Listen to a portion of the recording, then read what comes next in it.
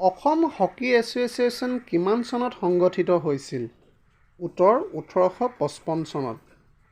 প্ৰথম অসমীয়া FIFA referee কোন আছিল? উত্তৰ বাবুল বাৰ্মিজ।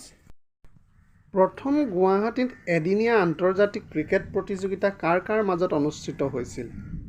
উত্তৰ ৱেষ্ট ইণ্ডিজ আৰু ভাৰতৰ মাজত অনুষ্ঠিত হৈছিল। কোন তাৰিখে অসমত ক্ৰীড়া দিৱস হিচাপে পালন কৰা হয়? উত্তৰ 17 অক্টোবৰ দিনটো। অসমত স্বাধীনতা কাপ ফুটবল প্ৰতিযোগিতা কেতিয়া আৰম্ভ হৈছিল? উত্তৰ 1947 চনত। অসমৰ ক্ৰীড়া জগতৰ পিতৃস্বৰূপ কোন আছিল? উত্তৰ R.G. বৰুৱা। উজনি অসমত মেগৰ ফুটবল একাডেমী কাৰ দ্বাৰা গঠিত হৈছিল? উত্তৰ উইলিয়াম মেগৰ দ্বাৰা। 8 নম্বৰ। ভাৰতীয় ফুটবল সংস্থাৰ প্ৰথম অসমীয়াজন কোন আছিল? উত্তৰ নুৰুল আমিন। ভাৰতীয় টেবুল টেনিছক প্ৰতিনিধিত্ব কৰা অসমীয়াজন কোন আছিল? উত্তৰ নন্দিনী বৰুৱা। ভাৰতীয় এ দলক প্ৰতিনিধিত্ব কৰা প্ৰথমজন অসমীয়া কোন আছিল? উত্তৰ জাভেদ জামান।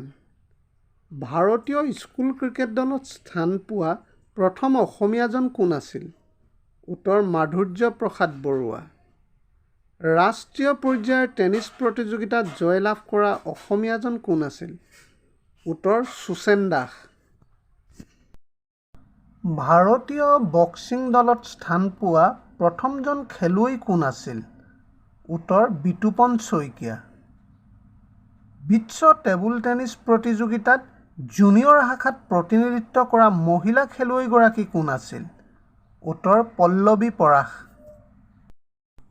কোন চনত বৰদলৈ ট্ৰফী ফুটবল প্ৰতিযোগিতা হোৱা নাছিল? উত্তৰ 1980 চনত হোৱা নাছিল। 1992 চনত অনুষ্ঠিত ফেডাৰেশ্যন কেৰম কাপ চেম্পিয়নশ্বিপ প্ৰতিযোগিতাত পুৰুষৰ ছিংগলছ খিতাপ কোনে জিকিছিল? উত্তৰ চিৰাজ উদ্দিন আহমেদ।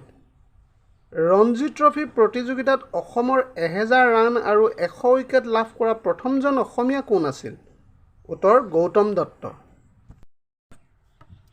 অসমৰ কোনগৰাকী সাঁতোৰবিদে 9টা সোণৰ পদক পাইছিল? উত্তৰ এলভিছ আলী হাজৰিকা। ৰাষ্ট্ৰীয় জুডো খেলত চেম্পিয়ন হোৱা প্ৰথমজন অসমীয়া খেলুৱৈয়ে কিমান চনত তেওঁৰ পদকটো পাইছিল? উত্তৰ মানস দাস। 1989 চনত তেওঁ সেই পদকটো লাভ কৰিছিল। ৰাষ্ট্ৰীয় সাঁতোৰ প্ৰতিযোগিতাত পদক পোৱা অসমীয়া খেলুৱৈজন কোন আছিল? উত্তৰ মিঠু বৰুৱা। 1985 চনত তেওঁ পাইছিল।